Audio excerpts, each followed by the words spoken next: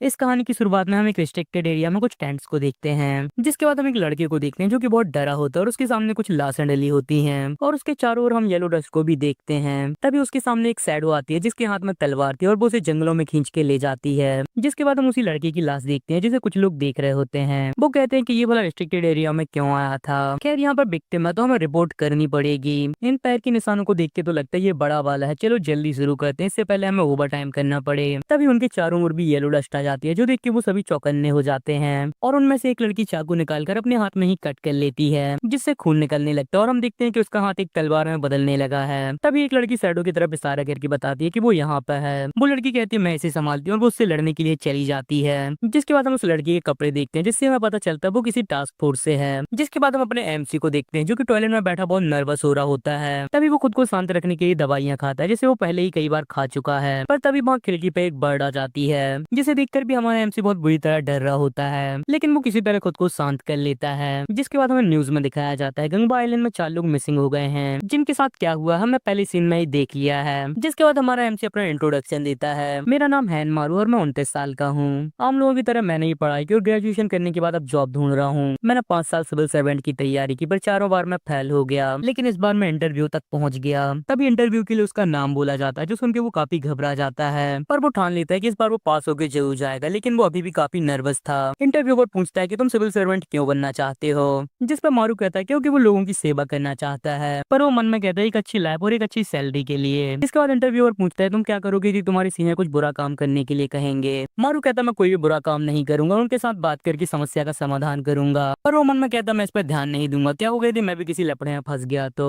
जिसके बाद इंटरव्यूअर पूछता है तुम्हारे दूसरों के साथ कैसे संबंध है, मतलब तुम दूसरों के साथ कैसे रहते हो। मारू कहता है ये काफी मुश्किल सवाल है, मैं दूसरों से बातचीत नहीं कर पाता। ईमानदारी से कहूँ तो कुछ रीजन के कारण मेरे दूसरों के साथ रिश्ते अच्छे नहीं हैं, पर वो मन में कहता है मेरे सभी के साथ रिश्ते अच्छे हैं। इंटरव्यूअर कहता क्या तुमने क्या कहा, जो सुनकर मारू काफी डर जाता है कहीं उसने कुछ गलत तो नहीं कह दिया। जिसके बाद वो इंटरव्यूअर पूछता है तुम्हारा सबसे कठिन दिन कौन सा था और तुमने उसे कैसे हैंडल किया। जिस पर मारू कहता है कुछ भी ज्यादा कठिन नहीं था, पर वो मन में सोच रहा होता है कि आज का दिन ही उसके लिए सबसे कठिन दिन है। जिसके बाद इंटरव्यूअर कहता है हम देखना चाहते हैं तुम किसी समस्या को कैसे हल करते हो। मारू कहता है जो चीज मेरे दिमाग में आती है, एक बार मैं अपने फादर के साथ पहाड़ों में गया था, तभी वो अपने पास्ट को सोचने लगता है जहाँ हम अजीब सी शैडो देख पाते हैं जो देखकर वो अचानक से कोलैप्स कर जाता है। इंटरव्यूअर उसे उठाने की कोशिश करता है पर मारू उसके ऊपर उल्टी कर देता है। जिसके बाद हम उसे उसके घर पर देखते हैं। मैंने इंटरव्यू को पूरी तरह बर्बाद कर दिया, ना ही मुझे जॉब मिली ना ही गर्लफ्रेंड और यहाँ तक कि मेरे दोस्त भी नहीं हैं। क्या मैं दूसरों की तरह कभी एक नॉर्मल लाइफ जी पाऊंगा। तभी उसका डोर नॉक होता है और वो देखने के लिए चला जाता है कौन है। हम देखते हैं वहाँ एक बहुत बड़ी लेडी खड़ी है जो कहती है तुम मेरा फोन क्यों नहीं उठा रहे। मारू कहता है मॉम आप हैं, आप यहाँ क्या कर रही हैं, आपको तो जॉब पे होना चाहिए था। उसकी मॉम कहती है कि मैं तुम्हें कुछ खाना देने आई हूँ, जिसे लेकर मारू काफी खुश हो जाता है कि उसे अब कुछ अच्छा खाने को मिलेगा। उसकी मॉम बताती है कि वो बस नॉर्मल खाना और वो दोबारा निराश हो जाता है। उसकी मॉम कहती है बहुत अच्छे, क्या तुमने कभी अपने रूम को देखा है, और उसके इंटरव्यू के बारे में पूछने लगती है। जो सुन के मारू फिर से निराश हो जाता है और उसकी मॉम उसका सपोर्ट करती है निराश मत हो, अगली बार अच्छा करना, और उसे कुछ पैसे भी देती हैं। जो देखकर मारू बहुत इमोशनल हो जाता है और पैसे लेने से मना कर देता है और कहता है मैं पार्ट टाइम जॉब करके अपना खर्चा चला लूंगा। लेकिन उसकी मॉम जबरदस्ती उसे पैसे दे देती है। तुमने कहा तुम्हारा इंटरव्यू अच्छा नहीं गया तो शायद भविष्यवाणी करने वाला सही हो सकता है, मेरी बात सुनो, तुम्हें पहाड़ों में जाने की जरूरत है। जिसके बाद हम देखते हैं मारू पहाड़ों में आ गया है। यहाँ आए हुए काफी समय हो गया, मैं असल में यहाँ आना नहीं चाहता था, और वो उस पहाड़ के ऊपर जाने लगता है। जिसके बाद हमें पता चलता है उसकी मॉम ने उसे पहाड़ों में क्यों भेजा है। उसकी मॉम कहती है मैंने एक भविष्य देखने वाले से तुम्हारी जॉब के आ रहे हैं पूछा, उन्होंने कहा तुम्हें जॉब न मिलने के कारण तुम्हारी पैनिक करने की प्रॉब्लम नहीं है, तुम्हारे फादर को घर छोड़े 20 साल हो गए, वो कभी वापस नहीं आए। उस भविष्यवाणी करने वाले के हिसाब से तुम्हारे फादर की डेथ उसी पहाड़ में हुई है और अब उनकी आत्मा तुम्हारी कामयाबी का रास्ता रोक रही है, इसीलिए उसके हिसाब से तुम्हें उस पहाड़ में जाना पड़ेगा।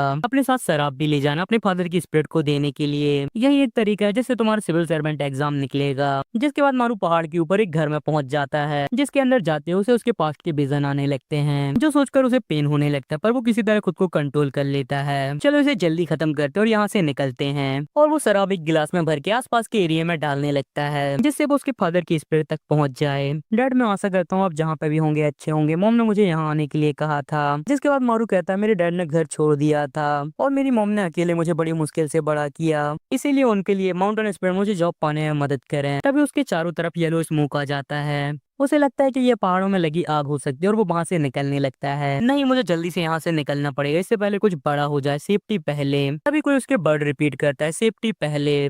मारू कहता है ये बस मुझे लग रहा है या फिर किसी ने मेरे शब्दों को रिपीट किया। और वो येलो डस्ट की तरफ देखने लगता है जहाँ उसे एक शैडो दिखता है। तभी वहाँ की डस्ट हट जाती है और हम एक जॉम्बी को देखते हैं जिसके हाथ में एक नुकीला बांस था और वो मारू के शब्दों को बार बार दोहरा रहा होता है। मारू कहता है क्या मैं कोई सपना देख रहा हूँ, खैर जो भी हो ऐसे समय में यहाँ से निकलना ही सबसे अच्छा आइडिया है। और वो वहाँ से भागने लगता है पर तभी वो जॉम्बी अपने बांस को उसके आर पार कर देता है। मारू कहता क्या मैं यहाँ इस तरह मरने वाला हूँ, मैंने अपना पूरा समय पढ़ाई और पार्ट टाइम वर्क में निकाल दिया और कभी भी एंजॉय नहीं किया, पर क्या इससे कोई फर्क पड़ता है? यदि मैं यहाँ पे मर गया तो मुझे जॉब की चिंता नहीं होगी और न ही मुझे लोन वापस देना पड़ेगा।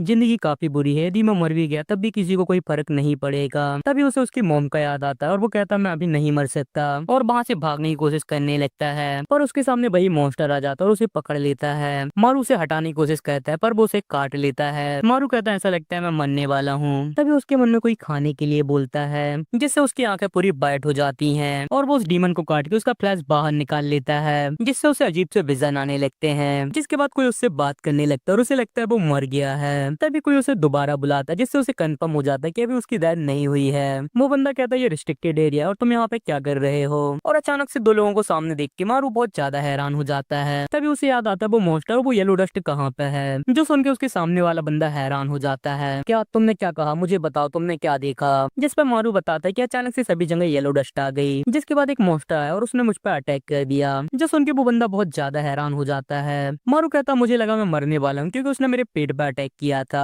जिसके बाद वो दोनों मारू से दूर अकेले में बात करने लगते हैं। वो आदमी कहता है कल जब डीमन का पता लगाने वाला अलार्म बज के बंद हो गया तो मुझे लगा वो टूट गया है, पर देख के ऐसा लगता है कि उसने उस डीमन को मार दिया। वो लड़की हैरान होकर कहती है भले ही तुम्हें डीमन के ब्लड से पावर मिली है पर तुम उनका यूज तुरंत नहीं कर सकते। तब ये बंदा मारू से कहता है तुम्हें याद है कल क्या हुआ था? मारू कहता तुम्हारा मतलब कल से क्या है? और वो अपना मोबाइल देखता है जो देख के वो बहुत ज्यादा हैरान हो जाता है। एक दिन हो गया उस डीमन से पटने के बाद मैं पूरे दिन के लिए बेहोश हो गया था और मारू बहुत ज्यादा परेशान होने लगता है। वो बंदा मारू को देख के कहता है कि वो डीमन से बच गया तो उसके पास जरूर कुछ पावर्स आ गई होंगी। उसके साथ की लड़की कहती है क्या ये उसके लिए अचानक से नहीं होगा, अभी तो वो जानता भी नहीं है आखिर चल क्या रहा है। वो बंदा कहता है चलो हम भी सेम चीज से ही गुजरे हैं। जिसके बाद वो बंदा मारू के पास जाके कहता है तुम बहुत सही समय पे आए हो, अब तुम्हें पार्टिसिपेट करना होगा। वो बंदा कहता पर इससे पहले तुम्हारे कपड़े बदलने होंगे। जिसके बाद हम स्पेशल सर्विस गवर्नमेंट ऑफिशियल को देखते हैं जिसमें नए एम्प्लॉयज की भर्ती हो रही थी और उसमें मारू का नाम भी ऐड हो गया था, लेकिन उसे अभी भी कुछ समझ में नहीं आता मैं अचानक से इस गवर्नमेंट ऑफिशियल की भर्ती में भाग क्यों ले रहा हूँ, मुझे यहाँ क्यों घसीटा गया है, ये काफी अजीब है और इन लोगों के चेहरे ऐसे क्यों दिख रहे हैं, काफी डरावने हैं। तभी वहाँ सियोल हेडक्वार्टर की हेड यू यांग आती हैं जो उन सभी नए एम्प्लॉयज का वेलकम करती है। तभी मारू कहता मुझे माफ करना पर मुझे नहीं लगता मुझे यहाँ होना चाहिए। यू यांग कहती है नहीं मुझे अभी गंगा आइलैंड की टीम से रिपोर्ट मिली है तो मैं आज से स्पेशल ऑफिशियल के तौर पे हायर किया गया है, तो मैं आज से स्पेशल ऑफिशियल के तौर पे हायर किया गया है।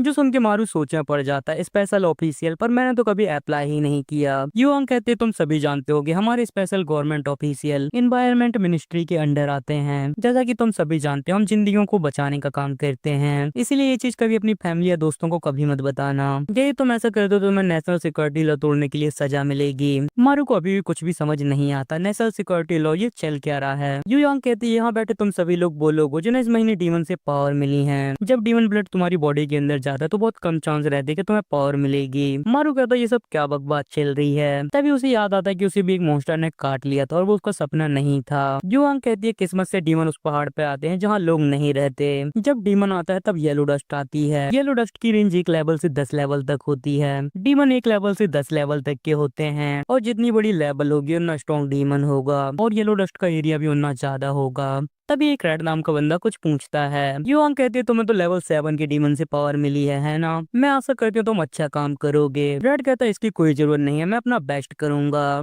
जिसके बाद युवांग कहती है और हान मारू तुम्हें तुम्हारी पावर लेवल 1 के डीमन से मिली है और उसकी पावर पूछने लगती है। मारू कहता है शायद अभी भी मुझे नहीं पता कि मेरे पास कौन सी एबिलिटी है। जो सुन के रेड एक स्माइल देता है। मारू मन में कहता वो बेवकूफ अब भी मुझ पे हंसा है ना, वो मुझ पे केवल इसीलिए हंसा क्योंकि उसे लेवल 7 की डीमन से पावर मिली और मुझे लेवल 1 के। खैर ये जरूरी नहीं है, पहले इस अजीब सी जगह से निकलता हूँ। तभी वहाँ पे बेल रिंग होने लगती है। युवांग कहती है बिल्कुल सही समय पे, ये एक वार्निंग है कि डीमन दिखा है। जिसके बाद वो सभी एक माउंटेन में चले जाते हैं। मारू कहता है ये सब क्या चल रहा है, मुझे जल्दी से यहाँ से निकलना होगा, सेफ्टी पहले। और तभी फिर से चारों तरफ तरफ येलो डस्ट आ जाती है। तभी मारू को डस्ट में फिर से एक शैडो दिखती है। क्या उस लड़की का हाथ, क्या वो सही है? तभी वो लड़की उसकी तरफ देखती है, जिसे देख के मारू डर जाता है। जिसके बाद हम एक डीमन देखते हैं, जिसे रोकने के लिए उसके सिर पर तलवार घुसा दी गई थी, जिसे देख के मारू बहुत बुरी तरह डर जाता है। तभी वहाँ योयंग आती है। तुम सभी इस तरह क्यों जमे हो? सभी लोग ध्यान दो, चलो अब प्रैक्टिकल ट्रेनिंग शुरू करते हैं। यहाँ पे येलो डस्ट का लेवल 1 है। ये डीमन भले ही बड़ा दिख रहा हो, पर ये सबसे वीक मॉन्स्टर है। चिंता की कोई बात नहीं है। गंगा आइलैंड के कैप्टन कांग ने इस मॉन्स्टर के सिर पर चाकू घुसा दिया, तो ये हिल नहीं पाएगा। वो लड़की मारू को देख के कहती, क्या ये वही आदमी है जिसने अकेले ही कल मॉन्स्टर को हरा दिया था?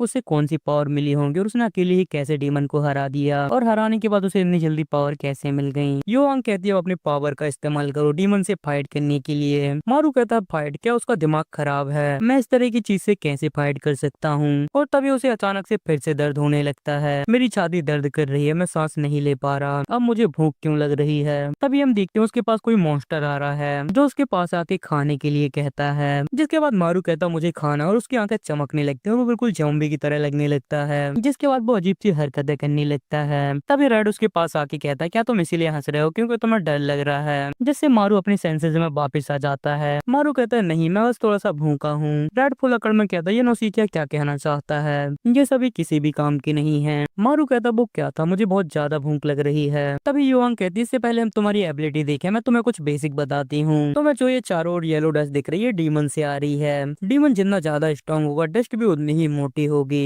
येलो डस्ट के अंदर डीमन के पास अच्छी खासी रीजनरेशन की एबिलिटी होती है। इतना ही नहीं, हमें भी हमारी पावर डीमन से मिली है, तो जब भी हम डस्ट के अंदर होंगे हमारे घाव भी हील हो जाएंगे, और यदि हमें कोई बड़ी चोट लगी तो हम मर भी सकते हैं, इसीलिए सावधान रहना। और जब हम येलो डस्ट में रहेंगे तब हम अपनी पावर भी यूज कर पाएंगे, पर एक बार डस्ट हटने के बाद हम बिल्कुल नॉर्मल ह्यूमंस की तरह हो जाएंगे। तभी रेड सोचता, वो कब तक इस तरह बकवास करने वाली है? जो जरूरी है वो है पावर एक्टिवेट करना। और तभी वो खुद को काट की हीलिंग एबिलिटी चेक करने लगता है, जिसका घाव तुरंत ही हील हो जाता है। जिसके बाद वो अपनी पावर एक्टिवेट करता है और अपनी हाथ की उंगली को तोड़ के डीमन के सिर पर लगी ब्लेड को तोड़ देता है। कांग कहती है, सभी लोग सावधान हो जाओ। तभी वो डीमन सभी पे अटैक करने लगता है, पर युआंग कांग को रोक देती है, दखल मत दो। कांग कहती है, नए लोगों के लिए बहुत ज्यादा होगा। युआंग कहती है, नहीं, यहाँ पे प्रैक्टिस करने का कोई टाइम नहीं है। यदि वो इतने बिग मॉन्स्टर को भी हैंडल नहीं कर पाए तो आगे चल के वो मर ही जाएंगे। तभी वो मॉन्स्टर मारू की तरफ देखता है। मारू कहता है, क्या वो मुझे क्यों देख रहा है? तभी वो मॉन्स्टर अपने हाथ से एक ब्लेड निकालता है और हान मारू पर अटैक कर देता है, जिससे हान मारू जख्मी हो जाता है। तभी वो मॉन्स्टर उस पर दोबारा अटैक करता है। मारू कहता है, क्या चल रही है, सब अचानक से कैसे हो गया? तभी वो मॉन्स्टर उसके सामने खड़ा हो जाता है और उस पर अटैक करने लगता है, पर इससे पहले डीमन मारू पर अटैक कर पाता, डीमन को एक कीड़ा पकड़ लेता है, जो कि एक सेंटीपीड डीमन एबिलिटी यूजर था।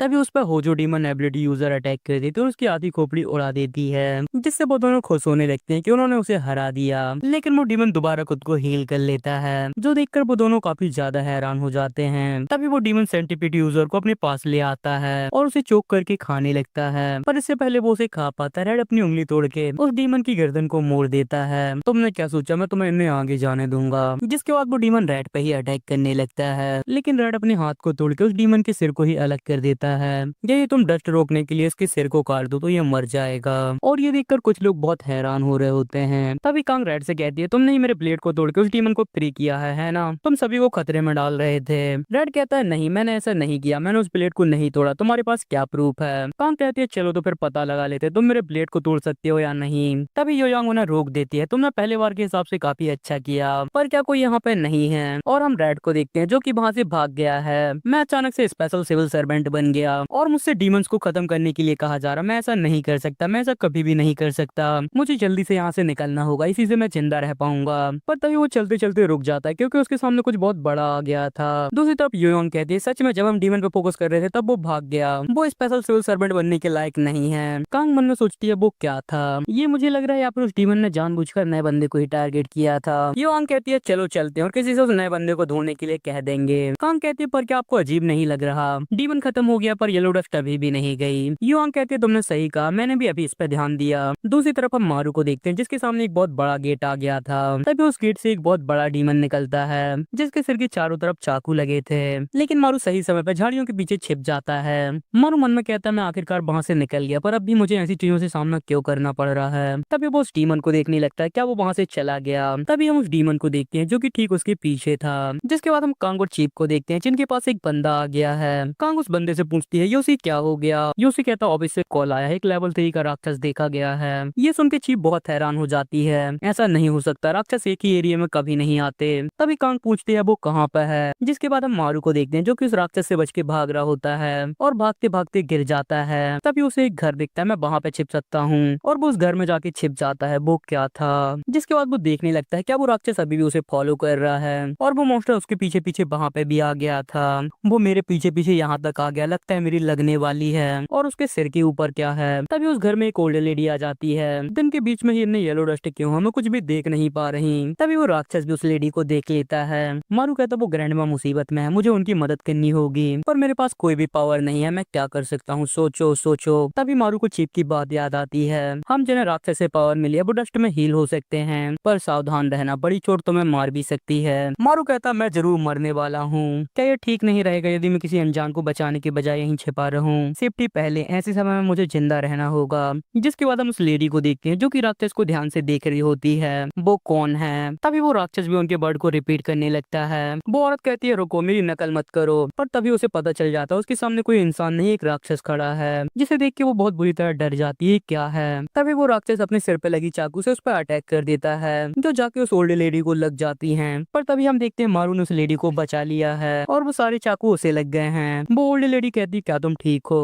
पर तभी मारू गिर जाता और उनसे भागने के लिए कहता है मेरे पास लेवल 1 के राक्षस की पावर क्यों है? ये बिल्कुल मेरी तरह बेकार है, पर क्या ये मैटर करता है? लास्ट में मैं मर जाऊंगा क्योंकि मेरे पास कोई पावर नहीं है और मैं उस ग्रैंड माँ को भी नहीं बचा पाया। मैं नहीं मरना चाहता, क्या कोई अच्छी पावर वाला आके यहाँ मुझे बचा नहीं सकता? और वो उस ग्रैंड माँ से भागने के लिए कहता रहता है क्या कोई यहाँ आके मुझे बचा नहीं सकता? तभी हम देखते हैं उसका हाथ येलो डस्ट से हील होने लगता है और वो बिल्कुल ज़ॉम्बी में बदल के उस राक्षस पे अटैक कर देता है। तभी कांग को भी उनकी आवाज आ जाती है और वो वहाँ पे आ जाती है और वो बिल्कुल हैरान हो जाती है क्योंकि मारू उस राक्षस को खा रहा होता है। वो नया लड़का वो कर क्या रहा है? तभी वो राक्षस मारू को पकड़ के दूर फेंक देता है, पर मारू उसका मांस खा लेता है और वो राक्षस चिल्लाने लगता है। कांग कहते उस नए लड़के को उसे काटने के बाद वो राक्षस हील नहीं कर पा रहा, ये सब क्या चल रहा है? नहीं, मेरे पास इन चीजों के लिए समय नहीं है। और वो उस राक्षस पे अटैक कर देती है और राक्षस की चाकू से खुद को काटकर अपने खून से ब्लेड बना लेती है। तभी वो राक्षस अपने चाकू से उस पर अटैक कर देता है, पर वो उसके सभी चाकू को उसकी तरफ ही फेंक देती है और फिर एक ही स्ट्राइक में उसे 2 हिस्सों में काट देती है, जिससे वो राक्षस पूरी तरह खत्म हो जाता है। जिसके बाद वो उस ओल्ड लेडी से पूछती है क्या वो ठीक है? जिस पर वो ओल्ड लेडी हैरान होकर पूछती है यहाँ पे क्या चल रहा है? कांग कहती है कुछ नहीं, बस जंगली सुअर थे।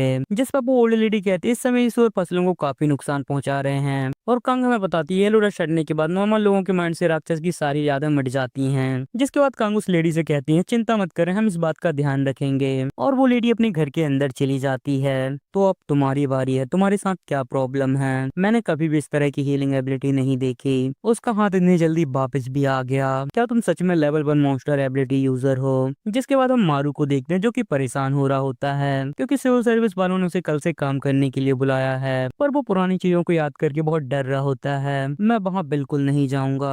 वो बात अलग है कि मैं एक जॉब ही ढूंढ रहा हूँ, जो होगा कल देखा जाएगा, अभी सोने चलते हैं। और वो सो जाता है जहाँ उसे अजीब से ड्रीम आ रहे होते हैं, जहाँ पे डीमन वापस आओ चिल्ला रहे होते हैं, जिससे अचानक से उसकी आंख खुल जाती है। वो सब क्या था? तभी वो देखता है कि सुबह हो गई है और खिड़की से बाहर देखने लगता है, जो देखकर वो हैरान हो जाता है। वहाँ पहाड़ों में आग लगी है। जिसके बाद हम उन पहाड़ों में देखते हैं जहाँ एक आग वाला मॉन्स्टर था। तभी वहाँ बॉर्डर राक्षस एबिलिटी यूजर आती है जो उस पर पानी डालने लगती है और आइस एबिलिटी यूजर उसे बर्फ में जमा देता है। वो लड़की कहती है टीम लीडर राक्षस तो रात में नहीं आते ना। जिस पर टीम लीडर कहता अभी बस आग बुझाने में ध्यान दो, ये काफी खतरनाक हो सकती है, जब तक मैं इसे संभालता हूँ। और वो उस जमे हुए राक्षस पर अटैक कर देता है। तभी उस राक्षस को किसी की आवाज सुनाई देती है, उसे मेरे पास लाओ, जिससे वो बर्फ को तोड़ देता है और टीम लीडर पे काफी पावरफुल पंच मार देता है, जिससे टीम लीडर दूर जाके गिरता है और कुछ जगह जल भी जाता है। पर तभी उस राक्षस की पावर और बढ़ने लगती है, क्या वो और पावरफुल हो रहा है। जिसके बाद हमें हेडक्वार्टर्स को दिखाया जाता है। चीफ पूछती है क्या चल रहा है, जिस पर दूसरी तरफ से एक लड़की आंसर करती है अभी 20 माउंटेन्स पर राक्षसों ने हमला कर दिया है। चीफ कहती है राक्षसों के हमला करने का तरीका पूरी तरह बदल गया है, ऐसा एक हफ्ते पहले ही स्टार्ट हुआ है, पर क्यों? तभी उन्हें एक दूसरी ब्रांच से कॉल आता है। चीफ कहती है मैं सियोल हेडक्वार्टर से बोल रही हूँ, क्या हो गया? दूसरी तरफ बोसान ब्रांच का डायरेक्टर बात कर रहा होता है। बड़ी बहन कैसी हो तुम? बोसान घूमने कब आ रही हो? चीफ कहती है ये सब चीजें बाद में मुद्दे पे आओ। और वो बता देता है कि वो गेट 3 दिनों से अभी तक खुला है, जो सुन के चीफ भी हैरान हो जाती है, क्या वो अभी तक खुला है। तभी उससे एक और मॉन्स्टर बाहर आने लगता है। बी कहता है मॉन्स्टर को मार रहे हैं और बस मार रहे हैं, लेकिन वो आते ही जा रहे हैं। अब तो हमारी टीम भी पूरी तरह थक चुकी है। चीफ कहती है वो गेट अभी तक बंद क्यों नहीं हुआ, क्या तुमने इस बारे में जांच की। बी कहता है राक्षस बस आते जा रहे हैं, हमने हमारे बोसान ब्रांच के राक्षस से बात करने वाले से बात की, जिसके हिसाब से वो किसी को लेने आए हैं। चीफ कहती है लेने आए हैं, पर किसको। बी कहता है इसके बारे में तो हमें भी कुछ नहीं पता, पर ऐसा लगता है वो जो भी है उसे यहाँ होना चाहिए। जिसके बाद चीफ किसी और से कनेक्ट करती है और हम एक हेलीकॉप्टर को देखते हैं। अच्छा ऐसी बात है। चीफ कहती है बोसान ब्रांच की हालत काफी खराब है, जिस पर वो नया बंदा कहता हाँ मैं वहाँ पे पहुंच गया हूँ, और वो हेलीकॉप्टर से उस गेट पे छलांग लगा देता है। वो कौन है पता नहीं, वो कहाँ से आ गया। हे सुनो वहाँ पे काफी खतरा है। तभी उस डोर से निकला मॉन्स्टर उस लड़की पे अटैक कर देता है, जिससे वो जैसे तैसे बच जाती है, पर वो मॉन्स्टर उस पर दोबारा अटैक कर देता है। तभी वो लड़का अपने हाथों का यूज करके एक पोर्टल खोलता है, जिसमें हाथ डाल के वो उस डीमन के सिर को ही उखाड़ लेता है, जिससे वो डीमन पूरी तरह खत्म हो जाता है। ठीक है सभी लोग, तुमने काफी अच्छा काम किया, अब यहाँ से मैं संभाल लूंगा, जाओ आराम करो। जो सुनकर उनका टीम लीडर खुश हो जाता है। तभी एक लड़की उससे पूछती है टीम लीडर वो कौन है। टीम लीडर कहता है तुम अभी भी नहीं हो, इसीलिए तुम इनके बारे में नहीं जानती। फर्स्ट राक्षस एबिलिटी यूजर, और इन्हीं ने स्पेशल येलो डस्ट ट्रांसपोर्ट को बनाया है, और ये अभी सबसे स्ट्रॉन्ग राक्षस एबिलिटी यूजर हैं। Director John Aldo. तभी एल्डो अपने हाथों को जमीन पर रखता है और उसके हाथों से पर्पल लाइट निकलने लगती है, जिसके बाद डायरेक्टर अपने हाथ जमीन पर रखते हैं, जिससे पर्पल लाइट निकल के पूरे आइलैंड में फैल जाती है, जो देखकर सभी लोग हैरान हो रहे होते हैं। टीम लीडर कहता है मैं भी इसे पहली बार देख रहा हूँ, मैंने बस इसके बारे में सुना था। तभी डायरेक्टर एक पोर्टल खोल लेते हैं जो कि दूसरी जगह से कनेक्ट था, जिसके बाद हम उसी फायर राक्षस को देखते हैं जो कि अब और भी पावरफुल हो गया है। वो टीम लीडर से रोकने की बहुत कोशिश करता है, पर अब वो भी थक गया था। टीम लीडर कहता है ली जल्दी करो, हमें यहाँ से भागना है। पर तभी वो राक्षस उस पर अटैक कर देता है, जिसे टीम लीडर एक बर्फ की सील्ड बना के रोकने लगता है, लेकिन उस राक्षस के अटैक इतने पावरफुल होते हैं कि वो सील्ड टूट जाती है और टीम लीडर दूर जाके गिरता है। तभी वो राक्षस उन पर दोबारा अटैक कर देता है, पर इससे पहले वो उन पर अटैक कर पाता डायरेक्टर अपने पोर्टल की हेल्प से उसे अपने पास खींच लेते हैं। चलो अब अगले पे चलते हैं, और वो अपनी लाइट को पूरे आइलैंड में फैला देते हैं। हम देखते हैं एक राक्षस एक बंदे को मारने वाला है, पर वो लाइट उसे भी अपने अंदर खींच लेती है और एक के बाद एक बहुत सारे मॉन्स्टर को वहां ले आती है। जिसके बाद हम हेडक्वार्टर्स को देखते हैं। एक लड़की चीफ से कहती है बुसान को छोड़ के सभी जगह की येलो डस्ट खत्म हो गई है। चीफ कहती है इसकी चिंता मत करो, ये प्रूफ है कि उसने अपना काम शुरू कर दिया है। और हम डायरेक्टर को देखते हैं जो कि चारों तरफ से राक्षस से घिरा है। ऐसा लगता है सभी लोग यहाँ आ गए हैं, तो चलो शुरू करते हैं। तभी वो सारे मॉन्स्टर एक साथ डायरेक्टर पर अटैक कर देते हैं, पर डायरेक्टर अपनी एक ही उंगली से रे निकालकर सभी मॉन्स्टर के सिर को अलग कर देते हैं, जो देखकर सभी लोग हैरान हो जाते हैं। ये क्या है, मैंने अपनी पूरी लाइफ में ऐसी पावर कभी नहीं देखी। जिसके बाद हम उसी फायर वाले राक्षस को देखते हैं जो कि अभी भी जिंदा था। तभी डायरेक्टर राक्षस की भाषा ट्रांसलेट करने वाली एक लड़की को बुलाते हैं। इनसे पूछो क्या रीजन है कि लास्ट वीक से लगातार इस तरह आ रहे हैं। जिस पर वो लड़की ट्रांसलेट करती है उसे मेरे पास लाओ। डायरेक्टर कहता उसे किसे, पर वो राक्षस इसके अलावा कुछ भी नहीं बोलता। वो उसे मेरे पास लाओ, इसके अलावा हमारी बातों को ही दोहरा रहा है। डायरेक्टर कहता तो फिर ठीक है, यदि तुम लोग इसी तरह आते रहोगे तो हमें केवल तुम लोगों को मानना है। और वो उस राक्षस को खत्म कर देता है। तो अब समय आ गया है इस दरवाजे से निपटने का। जिसके बाद वो दोबारा अपने हाथों को जमीन पर रखते हैं, जिससे एक पर्पल लाइट निकलती है और वो उस गेट को अपने अंदर समा लेती है, जो देखकर सभी लोग खुश हो जाते हैं कि फाइनली उन्हें इस काम से छुटकारा मिलेगा। टीम लीडर कहता है मैंने सुना है कि वो अपने 50s में है, पर उन्हें देख के ऐसा नहीं लगता। जिसके बाद उन सभी का काम खत्म हो जाता है और हम दोबारा हेडक्वार्टर्स को देखते हैं। चीफ कहती है तो तुम यहाँ पे हो, तुमने उस गेट के साथ क्या किया। जिस पर डायरेक्टर कहता है कि मैंने उसे अपने डार्क स्पेस पर डाल दिया है, अब मैं बहुत ज्यादा थक चुका हूँ। चीफ कहती है तुम फिर से नाटक कर रहे हो, क्या तुम हमेशा की तरह से खुद से नहीं संभाल सकती। मेरे भी कुछ लिमिट्स हैं और मुझे बाकी काम भी करने हैं। चीफ कहती है सच में, खैर ये वो जानकारी है जो तुमने मंगाई थी, लेकिन नए लोगों में तुम्हें अचानक से इतनी दिलचस्पी कैसे आ गई। मैं जानना चाहता हूँ राक्षस किसे ढूंढ रहे हैं और किस लिए ढूंढ रहे हैं। जिसके बाद हम एक जगह बहुत सारे राक्षस को देखते हैं और हम वहाँ पे एक बहुत बड़ी लेडी राक्षस को भी देखते हैं। उसे लेके आओ, हमें उसकी बहुत ज्यादा जरूरत है। जिसके बाद हम गंगा आइलैंड के हेडक्वार्टर्स को देखते हैं, जहाँ पे मारू खड़ा होता है। तो मैं आखिरकार यहाँ पे आ ही गया। जिसके बाद मारू बताता है कि वो यहाँ पे क्यों आया है। मुझे नौकरी मिल गई है सुन के मेरी माँ बहुत इमोशनल हो गई, इसलिए आखिरकार मुझे यहाँ आना ही पड़ा। खैर अब जो होगा वो देखा जाएगा, और वो अंदर चला जाता है। जिसके बाद हम वहाँ के हेड को देखते हैं। तुम यहाँ पे क्यों हो, मुझे अपने पास किसी बेवकूफ की जरूरत नहीं है। मारू कहता उससे तो शराब की गंध आ रही है। तभी वहाँ पर रेड भी आ जाता है। तो तुम भी यहाँ पर हो। रेड कहता है टीम लीडर मुझे सियोल हेडक्वार्टर की बजाय यहाँ क्यों भेजा गया है। जिस पर टीम लीडर हंस के कहता है मुझे नहीं पता तुम्हें यहाँ क्यों भेजा गया है, शायद तुमने जरूर कुछ गड़बड़ की है। खैर जो भी हो, गंगा टीम में तुम दोनों का स्वागत है। और वो उन्हें बाकी टीम से मिलाने के लिए गेट खोलने लगता है, जिससे मारू बहुत एक्साइटेड हो जाता है। मुझे नहीं पता मुझे यहाँ क्या करना होगा। जिसके बाद गेट खुल जाता है, हम देखते हैं वहाँ कुछ लोग किसी को काट रहे होते हैं, जो देखकर मारू बहुत हैरान हो जाता है। पर तभी टीम लीडर उसे होश में ले आते हैं। तुम क्या कर रहे हो, क्या तुम्हें अंदर नहीं आना? जिसके बाद मारू भी अंदर चला जाता है और हम देखते हैं वो जगह बिल्कुल एक नॉर्मल ऑफिस की तरह थी। मारू कहता है ये तो बिल्कुल वैसा नहीं है जैसे मैंने उम्मीद की थी।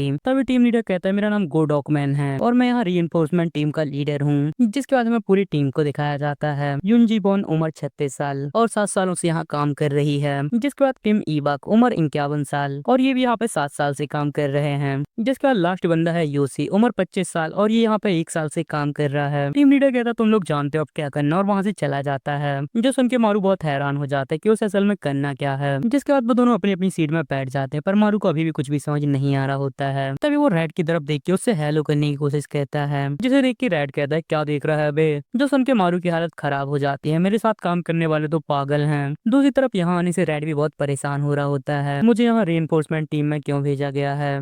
मारू मन में कहता है रीइंफोर्समेंट टीम में क्या दिक्कत है। तभी वो योसी से पूछता है ये जगह आखिर में किस तरह की जगह है। योसी कहता है हमारी येलो डस्ट टास्क फोर्स की 13 अलग अलग जगह हेडक्वार्टर्स हैं और इन हेडक्वार्टर्स में अलग अलग काम के लिए अलग अलग टीमें हैं और जिनके पास लेवल 7 है उससे ऊपर की एबिलिटी होती है उन्हें हेडक्वार्टर्स में लगाया जाता है और इम्पोर्टेंट मिशन दिए जाते हैं। दूसरी तरफ गंगबा जैसी जगह पर गलती करने वालों या कमजोर लोगों को भेजा जाता है। जो सुन के मारू के दिमाग की बत्ती जलती है, तो इसीलिए मुझे यहाँ भेजा गया है। पर मारू मन में कहता है लेकिन इन बाकी लोगों के साथ क्या है। तभी योसी कहता है पर बहुत पावरफुल लोग भी हैं जो यहाँ अपनी मर्जी से आए हैं। मारू कहता है ऐसे कौन से लोग हैं। तभी वहाँ पे कांग आ जाती है, जिसे देख के यून हैरान हो जाती है और कहती है यदि तुम्हारा काम पूरा हो जाता है तो घर चली जाया करो। जिस पर कांग कहती है घर जाने का भी क्या मतलब है। तभी वो मारू को नोटिस करती है ये तो वही है जिसने अवार्ड जीता था, पर अजीब है कि उसे कुछ भी याद नहीं था कि उस दिन क्या हुआ था। तभी मारू कहता है क्या मुझे रहने के लिए पैसा मिलेगा। योसी कहता पर क्या तुम्हें पता है रहने के पैसे तुम्हारी सैलरी से 5 गुना है। जो सुन के मारू थोड़ी देर तो सोचता रहता है, पर फिर उसे समझ आ जाता है कि उसके पास पैसा ही पैसा होगा।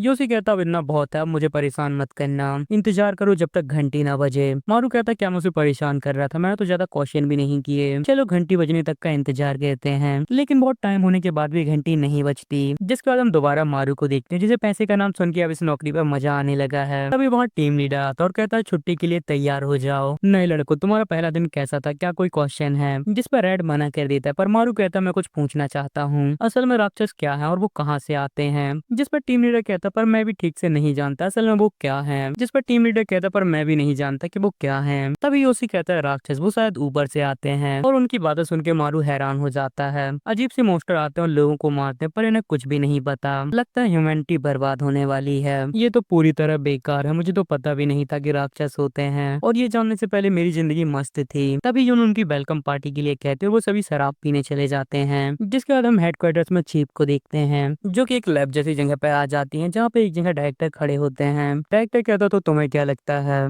जिस पे युवांग कहते हैं अब राक्षस पूरी तरह नॉर्मल हो गए हैं। डायरेक्टर कहते हैं क्या तुम्हें उनके अचानक से आने के पीछे का कारण पता चला। चीफ कहती है नहीं, लेकिन क्या ये इस बात का इशारा नहीं है कि हम काफी करीब आ गए हैं। डायरेक्टर कहता है कि मैं अभी कुछ भी नहीं कह सकता, पर मैं चाहता हूँ कि सभी लोग सतर्क रहें, यदि बाकी लोगों को पता चलेगा तो चीजें खराब हो सकती हैं। अब यहाँ क्या बात चल रही है वो तो हमें आगे की सीरीज में ही पता चलेगा। वहाँ पे हम एक ट्यूब को भी देखते हैं जिसमें येलो डस्ट होती है। तभी वो येलो डस्ट हट जाती है और हम देखते हैं कि उसमें एक मॉन्स्टर बंधा हुआ है। जिसके बाद हम लोग दोबारा मारू और बाकी लोगों को देखते हैं जो कि पार्टी कर रहे होते हैं। यून कहती है यदि वो दिन आ रहा है तो हमें और भी पार्टी करनी चाहिए। तभी मारू लीडर से पूछता है वो किस बारे में बात कर रही है, क्या आने वाला है। टीम लीडर कहता है अच्छा एक भविष्यवाणी के हिसाब से आज से 1 साल बाद आसमान से राक्षस बरसेंगे। जो सुन के मारू का पूरा नशा उतर जाता है, क्या राक्षस बरसेंगे, मैं मर जाऊंगा। तभी टीम लीडर उसे चुप रहने के लिए कहता है और कहता है ये बहुत ज्यादा सीक्रेट इन्फॉर्मेशन है। जिसके बाद हम देखते हैं सभी लोग अपनी अपनी मौज मस्ती में लगे हैं, पर तभी बेल रिंग होने लगती है जिससे सभी लोग चौकन्ने हो जाते हैं। यून कहती है रात को खतरा, मुझे लगा शांति भरा दिन है। तभी कांग कहती है मैं उसे देख के आती हूँ और रेड भी उसके साथ चलने के लिए कहता है, पर कांग मना कर देती है और कहती है हान मारू मेरे साथ जाएगा। जिससे हान मारू पूरी तरह हैरान हो जाता है। जिसके बाद वो लोग उस डीमन के पास जाने लगते हैं, पर मारू अभी भी उस भविष्यवाणी के बारे में ही सोच रहा होता है, जल्द ही राक्षस आएंगे और सब खत्म हो जाएगा, मैं क्या करूंगा। तभी कांग कहती है तुम उस भविष्यवाणी की चिंता मत करो। जिस पर मारू कहता है क्या, मैं इसकी चिंता कैसे नहीं करूं। कांग कहती है मुझे यकीन है बड़े ऑफिसर इसकी पहले से ही तैयारी कर रहे होंगे, हेडक्वार्टर्स में बहुत पावरफुल लोग हैं, हमारा अभी केवल एक ही काम है, मैं उन राक्षस का पता लगाना और उन्हें खत्म करना। पर ऐसा लगता है तुम्हारे पास कोई स्पेशल एबिलिटी है, मैं उसे देखना चाहती हूँ। मारू कहता है स्पेशल क्या, एक कॉम्प्लीमेंट है, किसी ने पहली बार मुझे ऐसा कहा है। तभी कांग कहती है मैंने कभी भी इस तरह की एबिलिटी नहीं देखी। मारू मन में सोचता है क्या वो राक्षस दूसरी चीजों को खाने वाला राक्षस था, और वो कांग से अपनी एबिलिटी के बारे में पूछने लगता है। कांग कहते हैं कि तुम्हारे पास राक्षसों को खाने की एबिलिटी है। जो सुन के रेड हैरान हो जाता है कि ये किस तरह की एबिलिटी है। जिसके बाद हम उस राक्षस को देखते हैं जिसके मुंह पे कांग ने तलवार घुसा दी थी। रेड कहता है क्या तुम चाहती हो मैं इसे खाऊं। जिस पे कांग कहती है जैसा कि हमने देखा जब तुम किसी मॉन्स्टर को खाते हो तो वो हील नहीं कर पाता, इसीलिए इसे भी खाओ जिससे हमें और पता चल सके। जो सुन के मारू कहता है यदि ऐसा और मेरे पास शक्ति है तो मुझे उसका यूज करना होगा। उसने कहा कि मैं स्पेशल हूँ, चलो ऑक्टोपस के बारे में सोचो, ये बस एक ऑक्टोपस है। और तभी वो उसे काट लेता है बड़े ही प्यार से। कांग कहती है क्या तुम मजाक कर रहे हो, इसे अच्छे से करो, चलो अब इसे खा लो। और मारू उसे खा लेता है। जिसके बाद हम दोबारा हेडक्वार्टर्स को देखते हैं। उस डीमन को खाने के कारण मारू की हालत काफी ज्यादा खराब होती है। तभी रेड उसे पोक करता है। मारू कहता तुम्हें क्या चाहिए। असल में एक बेवकूफ की वजह से मुझे बैटलफील्ड में जाने नहीं मिला, तुम्हारे कमजोर होने के कारण कमांडर कांग तुम्हें ट्रेनिंग दे रही है ना बेवकूफ। जिसके बाद रेड वहां से चला जाता है। मारू कहता पर ये सच है, मुझे कुछ करना होगा। तभी बेल फिर से बजने लगती है और कमांडर कांग मारू को बुलाते हैं लेकिन मारू वहाँ पे नहीं होता। जिसके बाद हम टॉयलेट में मारू को देखते हैं जो कि कुछ सोच रहा होता है, क्या मैं सच में बेहोश होने के बाद राक्षस को खा सकता हूँ। यार मेरे पास एबिलिटी है पर वो बहुत काम की नहीं है।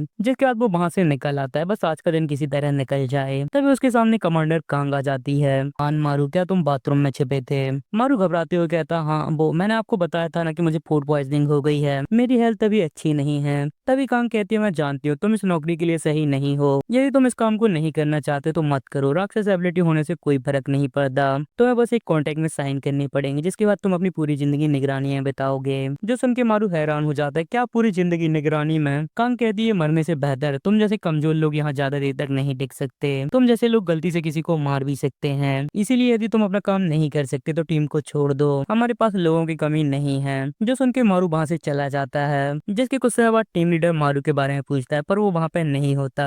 जिसके बाद हम मारू को देखते हैं जो कि एक ब्रिज के किनारे खड़ा होता है। मुझे वो नौकरी छोड़ ही देनी चाहिए, जिंदगी भर निगरानी में रहना मरने से काफी बेहतर है। मुझे मॉम को ही कॉल करके बता देना चाहिए कि मैंने उस नौकरी को छोड़ दिया है। नौकरी पाने का क्या ही फायदा जब एक साल में इतने सारे मॉन्स्टर आ जाएं। और वो अपनी मॉम को कॉल करके पूछता है कि वो कहाँ पे हैं। दूसरी तरफ से उसकी मॉम कहती है कि वो ईबाक माउंटेन्स पे हैं। जो सुन के मारू परेशान हो जाता है, अब वहाँ पे क्यों हो, मैंने आपसे कहा था ना कि माउंटेन पे मत जाना। पर उसकी मॉम को कुछ भी सुनाई नहीं देता। तभी उनके पास भी येलो डस्ट आ जाती है और तभी फोन कट जाता है। लेकिन मारू येलो डस्ट के बारे में सुन लेता है जिससे वो बहुत परेशान हो जाता है। दूसरी तरफ हम ईबाक माउंटेन्स में देखते हैं जहाँ टास्क फोर्स सभी को निकाल रहे होते हैं। तभी उनमें से एक बंदे को पेड़ पर कुछ दिखता है।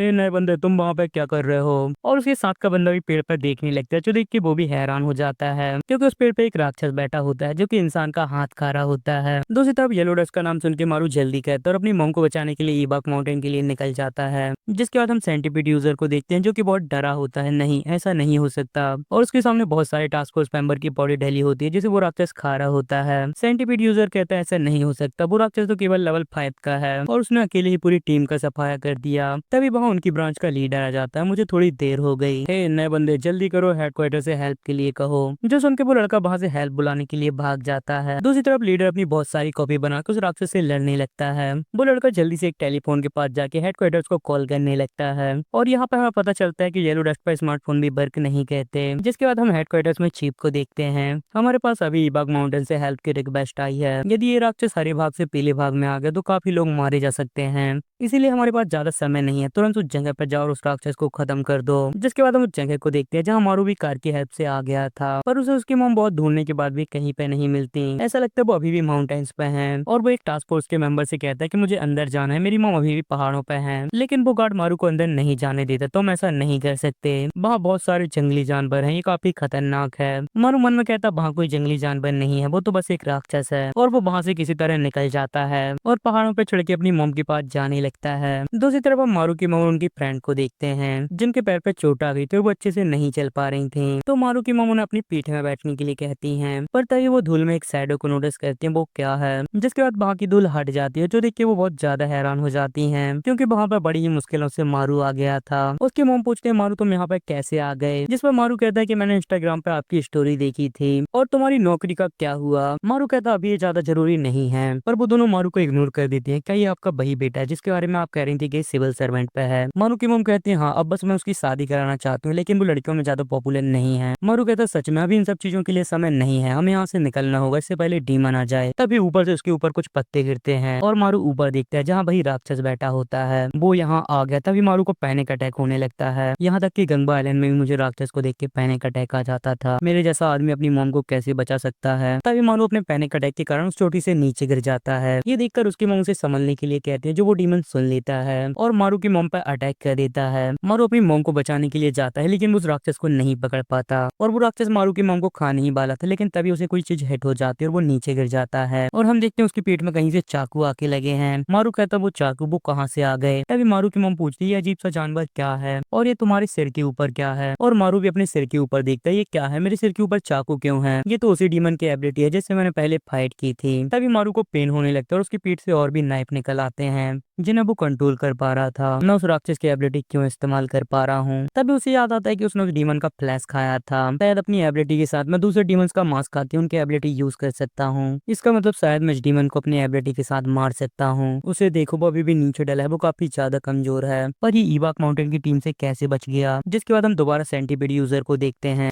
क्या तुम ठीक हो, हम लोग सियोल हेडक्वार्टर से हैं और हम वहाँ दो आदमियों को देखते हैं जो कि हेडक्वार्टर से हेल्प करने के लिए आए हैं। तुम लोगों ने उस डीमन को भागने क्यों दिया। सेंटीपीड यूजर कहता वो काफी खतरनाक था, उसने हमारी पूरी टीम को खत्म कर दिया। जो सुन के वो आदमी हैरान हो जाता, पूरी टीम को खत्म कर दिया। हमारे टीम लीडर के पास लेवल 7 की एबिलिटी है, आखिर उस लेवल 5 के राक्षस के पास किस तरह की एबिलिटी है। और वो लड़का बता देता है कि उस राक्षस के पास मिरर एबिलिटी है। मिरर डीमन वो हमारी किसी भी एबिलिटी को कॉपी कर सकता है। तभी वो डीमन मारू की एबिलिटी कॉपी करके बहुत सारे नाइफ बना लेता है और मारू पे ही अटैक कर देता है और वो अटैक डायरेक्ट मारू को हिट करते हैं। वो काफी जख्मी हो जाता है। उसने अभी बिल्कुल मेरे जैसी सेम एबिलिटी का यूज किया। ये सब क्या चल रहा है। तभी मारू उस डीमन के सिर पे लगी मिरर को नोटिस कर लेता है। मिरर एबिलिटी तो उसने मेरी एबिलिटी को कॉपी कर लिया है। तभी मारू अपने हाथों से हार्ट बनाता है और वो राक्षस भी उसे कॉपी करता है। मारू कहता है ये काफी ज्यादा अजीब है। तभी वो अपनी मॉम को देखते हैं जिनके पैरों पे चोट लग गई थी। मारू कहता है येलो डस्ट नॉर्मल लोगों को हील नहीं कर सकती। मॉम क्या आप ठीक हो। पर उसकी मॉम उसे ही पूछने लगती है क्या वो ठीक है। मारू कहता है मैं तो बिल्कुल ठीक हूँ और मन में कहता है यहाँ हमारी मदद के लिए कोई भी नहीं है, मुझे अपनी मॉम को बचाना ही होगा चाहे कुछ भी हो जाए। मॉम आप आंटी के साथ यहाँ से चले जाइए और कहीं छिप जाइए। उसकी मॉम पूछती है तुम क्या करोगे। मारू कहता है मैं एक सिविल सर्वेंट हूँ जो सिविलियंस को बचाता है और वो डीमन को अपने साथ लेके उस पहाड़ से छलांग लगा देता है। उसकी मॉम उसे रोकने की कोशिश करती है लेकिन वो कूद गया था।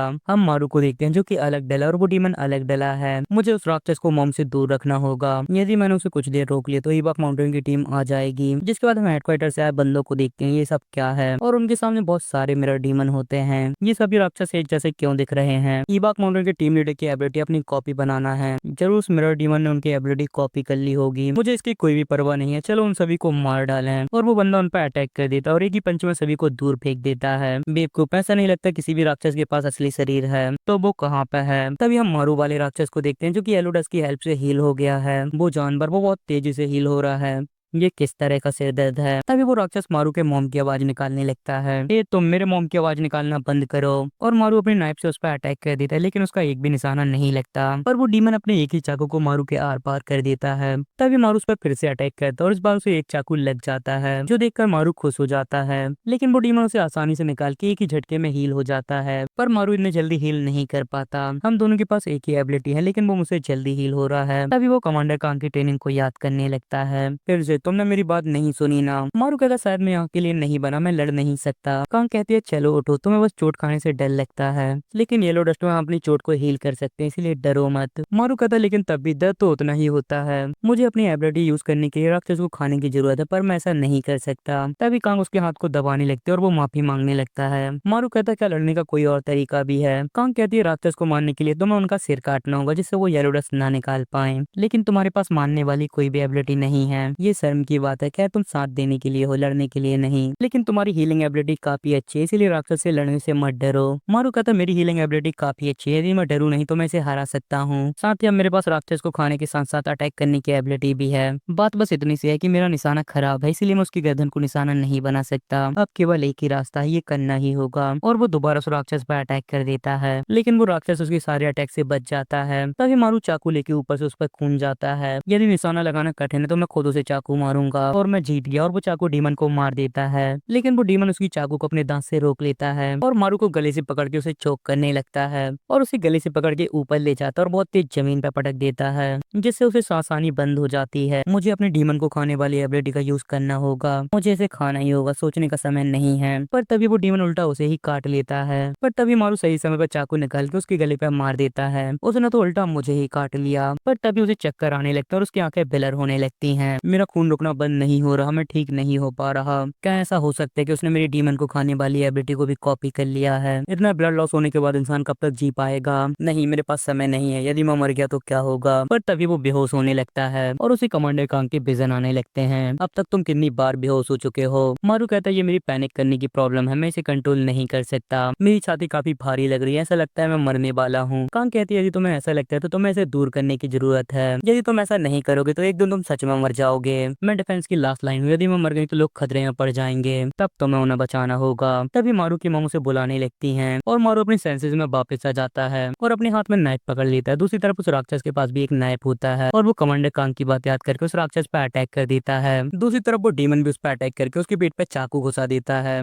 तभी मारू अपने चाकू को हवा में फेंक देता है, उस मॉन्स्टर को पकड़ लेता है, जिसके बाद वो अपने सभी चाकू से उस मॉन्स्टर पर अटैक कर देता है। जो चाकू उस मॉन्स्टर के साथ साथ उसे भी लग जाते हैं, लेकिन इससे उस राक्षस का सिर कट जाता है और वो मॉन्स्टर खत्म हो जाता है। आखिरकार मैं जीत गया। दूसरी तरफ हेडक्वार्टर से आए लोगों के मॉन्स्टर भी खत्म होने लगते हैं, क्लोन खत्म हो रहे हैं। क्या हमने उसके असली शरीर को मार दिया? उसके साथ का बंदा कहता है वो कहीं और मरा है, उसे किसी और ने मारा है। जिसके बाद हम मारू को देखते हैं जिसके घाव भर गए होते हैं। अब जब वो मर गया तो मेरे घाव भी हील हो गए हैं। वैसे इस बार मैं सच में मरने वाला था। चलो मॉम के पास चलें, वो चिंता कर रही होंगी। और वो वहां से जाने लगता है। तभी उसे कोई आवाज आती है, इसे खाओ। मारू कहता है ये कैसे हो गया, मैं कैसे भूल गया? पापा बार बार मुझे इसे खाने के लिए क्यों कह रहे हैं? लेकिन वो राक्षस सच में काफी पावरफुल था, वो काफी ज्यादा अलग है। यदि मैं इसे खाऊं तो मुझे अपनी डीमन खाने वाली एबिलिटी के साथ साथ इसकी एबिलिटी भी मिल जाएंगी। तभी उसे टीम लीडर की बात याद आती है।